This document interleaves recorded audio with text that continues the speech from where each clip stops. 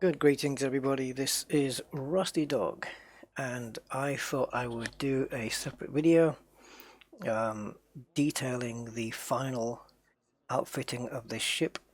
So we're going to run through everything on this PvP cutter and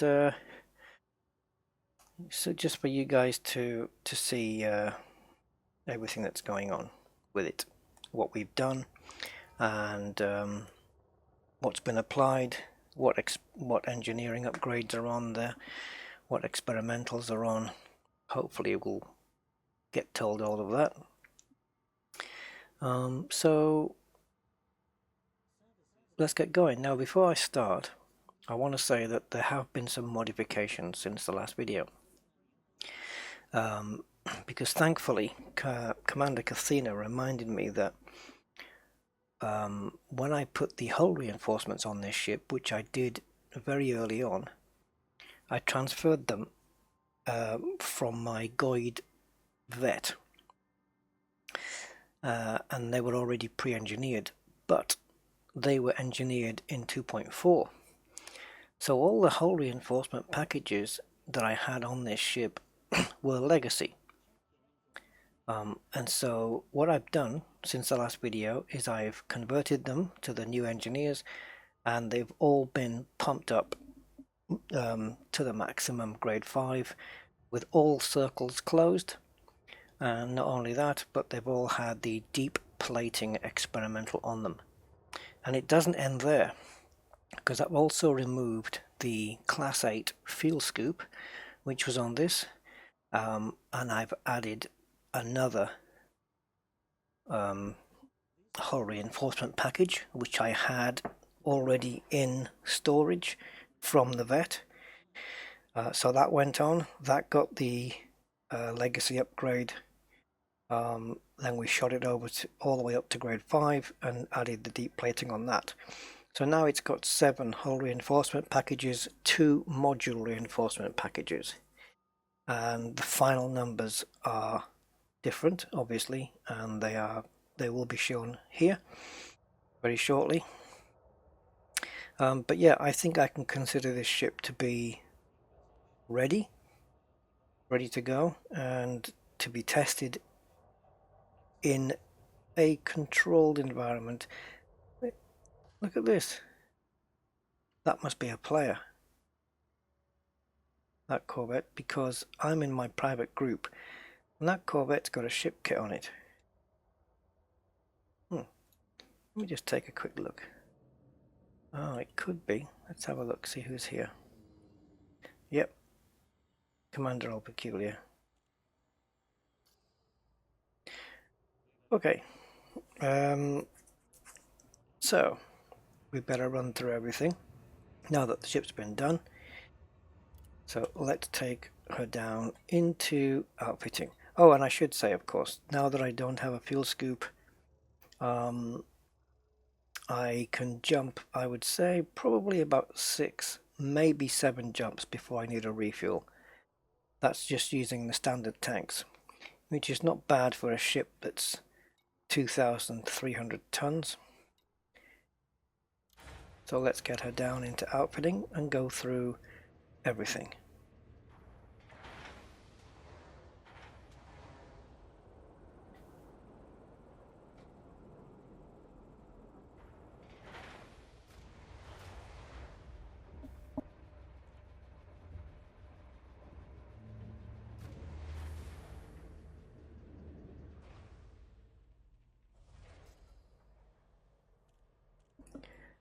Right, here we are then.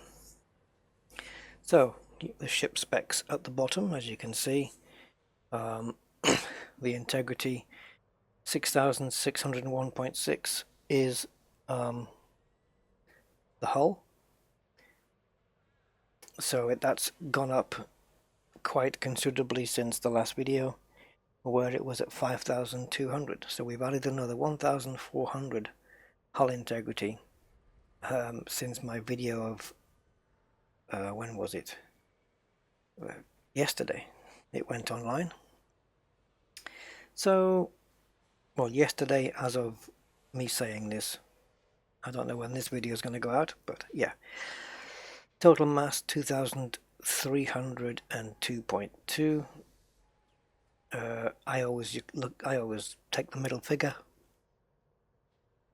Not sure why the first figure is heavier, but anyway. And yeah, jump range 23.85. Couldn't quite make the 24, but it's neither here nor there really. Power management is required, as you can see, when deployed, but not by much. I'm going to be taking a look at that now. Let's just take a look in here. You can see now the usage is down to 100. The cool thing about that is that the stuff that I had on 2, which was the cargo hatch and the fuel scoop, well, the fuel scoop's gone.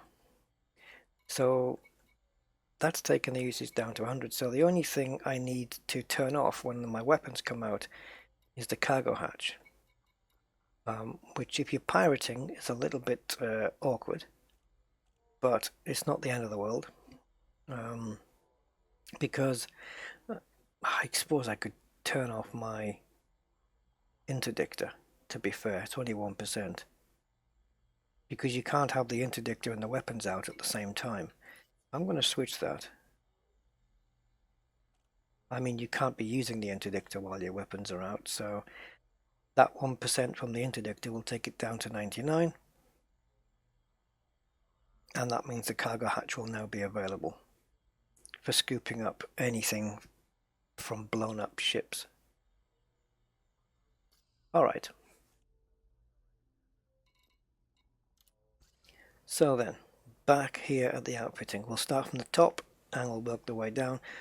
Before we do, let's look at the speeds. 306 meters per second, boost speed almost 500 meters per second, but again 490. It's pretty handy for a ship of this weight and size, I guess. So hard points: frag cannons throughout, except for the beam laser which sits on the huge hard point underneath. All the frag cannons are engineered in the same manner, so there's no point me going through all of them because they're all exactly the same. So we'll just take a look at one. I'm not going to go through the figures of each one separately. So each one has the...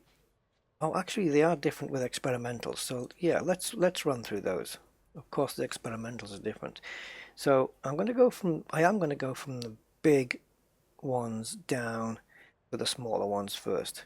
So let's start from the bottom and work up then. We'll start with the beam laser, which is an efficient beam, which means I can fire it for a long time before the capacitor runs out. Fragment cannons don't really use up that much anyway, so the beam can go on for a while, and while I'm hitting my target, I have thermal vent. So as long as I'm hitting my target, my ship's cooling down, which is a good thing. Okay, so let's go on to fragment cannon. So we got the two large ones which sit on the top. These will probably dish out the most damage. So this one has a screening shell. They're all double shot. Every single fragment cannon is a double shot modification. So screening shell on this one, you can see here what it does. And the other one, I believe, is the same. It is indeed. So two screening shells on that. And then we come to the 4 medium frags, 2 of which are sitting on the nacelles by the looks of it, and 2 underneath. Okay, so this one has a corrosive shell experimental. This one has an incendiary. The corrosive, the downside on the corrosive, by the way, is I get less ammo, 144. It's the only one that suffers from that. This one is drag munitions, which disrupt the engine exhaust flow on the target, temporarily preventing ENG power distribution from increasing thrust. So I'm guessing that means that whoever I'm hitting, no matter how many pips they're going to put into engines, it's not going to matter. It's not going to help them. And this one has the same drag munitions, exactly the same. There we go. So yeah, 2 drags, 2 screening shells, 1 corrosive, 1 incendiary. On top of that, every fragment cannon is double shot, and then of course we have a huge beam laser that is efficient for firing for longer periods of time. That's the hard points. Now we come down to the utility slots, and as you can guess, for a PvP build, it's shield boosted to hell. Now you'll notice we have A, and E, E, E, and a heatsink. So all the OA shield boosters are the same in that they are heavy duty with supercapacitors. Again, I'll just read this one out. Additional advanced capacitors increases overall shield strength at the cost of damage resistance. But I believe I may have used upgrades in other places that increase the resistances and balance it out. I think so. So all the OAs are the same. Then we have the OEs, and we have 2 resistance augmented shield boosters with thermal block, which gives us extra thermal resistance. I think this one might be the same. Yeah, it is. And then we have this one. This one's different. This one is thermal resistant. Now it's OE, which means it doesn't consume as much power as the OAs, but I still get my resistances. It doesn't give me as much of a shield boost. I only get 4% as opposed to, I think it's 20. But I don't lose on the resistances. And again, thermal block to increase the thermal resistance, just to beef that up, because I didn't have a thermal resistant shields. I used reinforced, so I needed to boost up the thermal resistances, and this is how I've done it to the best I could. I'm sure I don't need to take you through a heatsink launcher. It's not engineered, because I don't even think you can. And if you can, it'll be just like shielded or something like that. I'm not even sure if you can engineer heatsink launchers, but anyway. Okay, so on to the important core internals.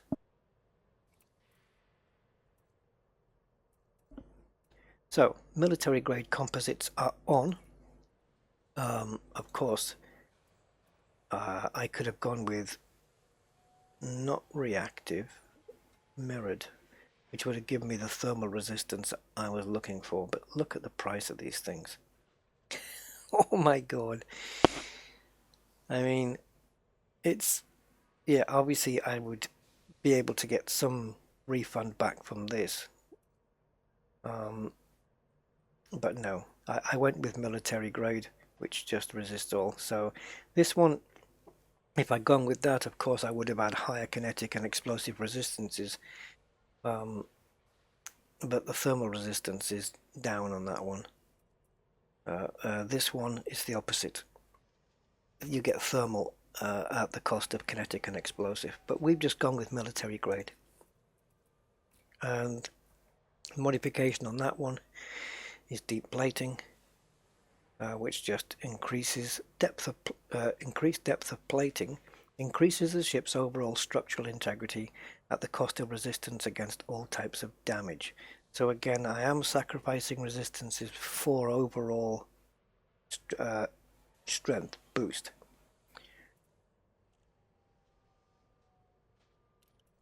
Let's have a look. Power plant then. Not overcharged on this one, and we're still getting away with it, with not having overcharge. It's armored. So if my power plant is targeted by an enemy, the integrity is not 165, it's now 363. And you still get an increase in power capacity from 36 up to 42 anyway. Heat efficiency is slightly better, but it weighs. It's added another, what, 25 tons there. And the experimental is monstered. So oversized reinforced components increase power output at the cost of increased mass, which is why we did lose more mass, because we monstered it to get increased power output. And that gave us the 42 that just sits us right on the edge. So that's worked out very nicely. Thrusters, well, doesn't take a rocket scientist to work out what these are. So of course we have dirty drive tuning and drag drives. So this is going to give us the best speed we can get. Not so great on the thermal load, but hey, I'll take the speed on this one. Frameshift drive, again, an easy one to guess. Increased frameshift drive. I mean, what else do you do with it really? We have a mass manager to lighten the load. Complex software upgrade and internal sensor suite able to optimize frameshift operation by analyzing and accounting for ship loadout. Increases optimized mass at the cost of module health. Okay, so I lose a little bit of integrity on my frameshift drive. I really shouldn't be telling you guys all this in case you know where my weaknesses are. But anyway, we're okay. I think we're okay. The ship's pretty well protected at the moment, I think. D-rated life support simply because it's the lightest. And 7.5 minutes should be enough. Power distributor.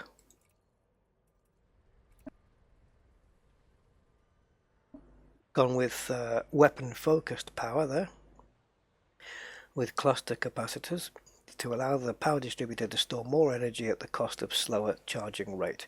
So recharge will be slowed down, but the amount that can be stored is increased. Yeah, and weapon focus there, so good.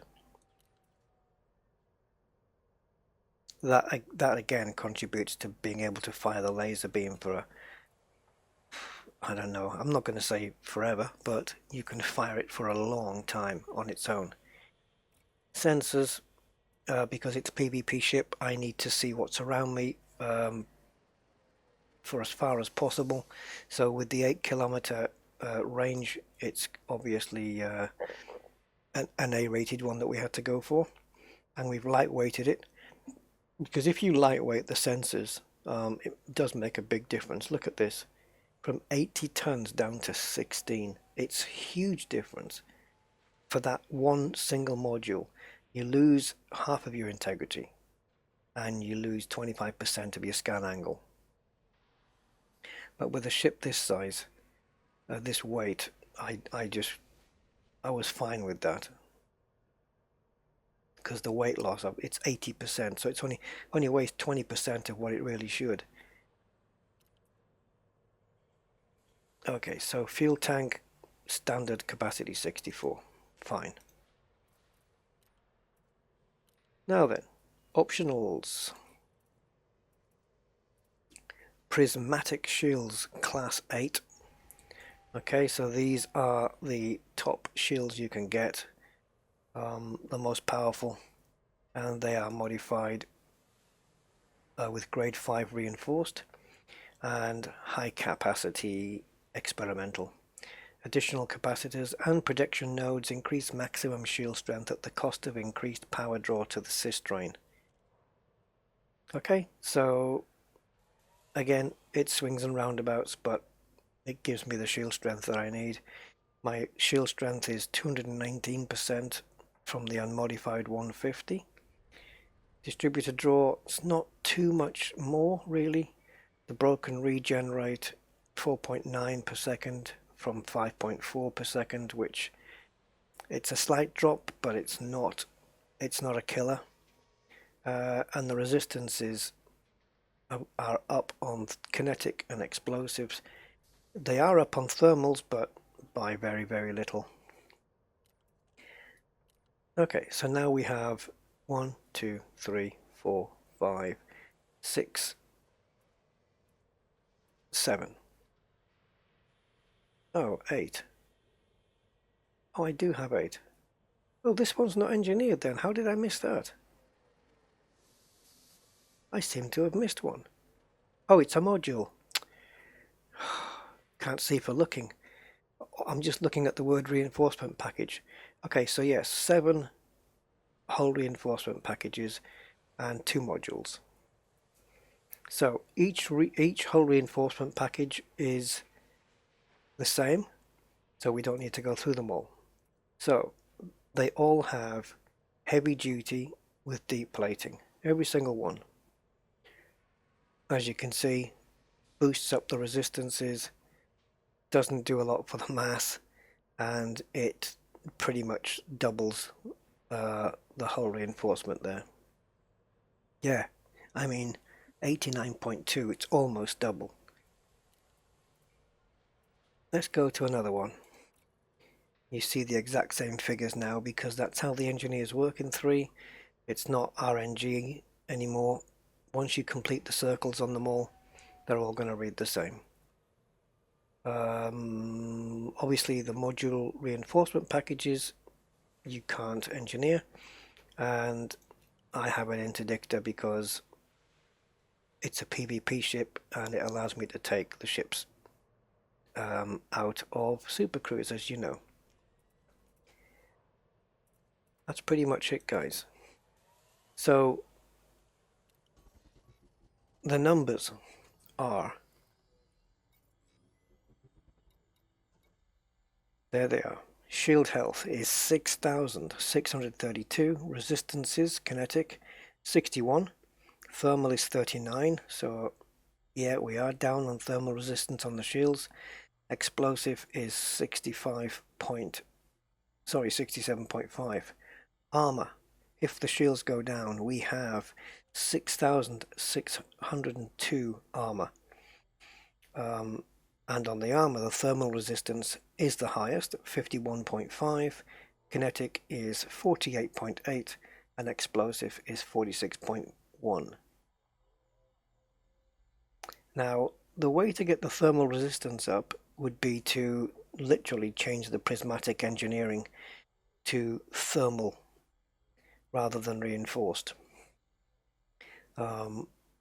So this is why I'm saying that it's a case of taking the ship out, testing it in the field, seeing how she goes against ships with particular weapons, ships with thermal weapons, ships with explosive weapons, ships that have mixed weapons, maybe ships that are predominantly thermal but have some kinetic and explosive, or ships that are predominantly kinetic and have some thermal, or predominantly explosive and have some thermal, and see how the ship fares, and then I can make decisions whether I want to tweak, whether I want to change any engineering. But this is the way we've gone at the moment. So yeah, both shields and armor in the 6,600s. So it's a pretty solid beast. And that brings us to the end of the video. That is the outfitting for my ship, and I did rename it to Fraggle, but if I'm not mistaken, I think my Vulture has the same name, so I'm going to need to change that. Yeah, Fraggle. I'm going to change it back to what it was. I changed this to Fraggle, I think, because at one point I did put frag cannons on this. I've since changed it to Advanced Plasmas. As you can see, one with dispersal field, one with target lock breaker on this thing. So that's a little fun ship to be playing around with. but that's going to go back to its original aim. So while I do that, I'm going to bid you guys farewell, and I will see you on the next one. Bye bye.